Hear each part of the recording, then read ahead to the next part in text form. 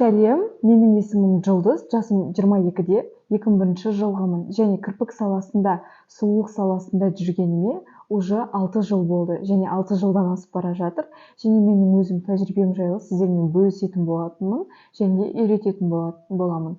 Және де маған тіркеліңіздер, себебі менде өте құнды ақпараттар болады, жіберіп алмаңыздар. Және де білгілеріңіз келген информацияны маған комментарийға жазсаңыздар, мен сіздерге міндетті түрде жауап беремін.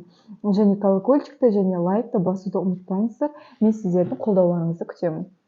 Мен сіздерге қазір қолдарыңызды қалай пучок ашуға, кірпікке қоюға, қалай тез үйретуге болатынын, үй жағдайында қалай жасау керектігін көрсетемін. Диск аламыз. Осы ватный дискке біздің ашқан пучоктарымызды осылай артын тигіземіз. И оны сүртеміз да кірпіктің осылай жанына қоямыз. И осылай жабысқаннан кейін келесі кірпігімізді алып осылай жабыстырамыз.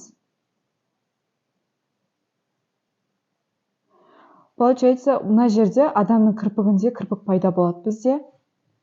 Сосын біздің ашқан пучокты осылай жабыстыратын бетімен клейға тигіземіз.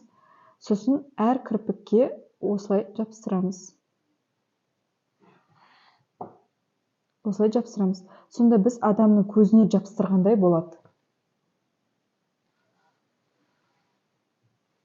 Тағы бір көрсетейін. Осындай кірпіктің по росту қоямыз. Осылай. Осылай жасасаңыздар, тез үйренесіздер.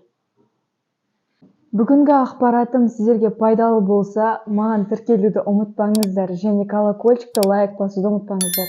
Және де тағы да не білгілеріңіз келеді, келесі тақырып қандай болғанын қалайсыздар, маған комментарийға жазып өтсеңіздер, мен сіздердің жауаптарыңызды ескеретін боламын. Және де всем пока, сүйдім.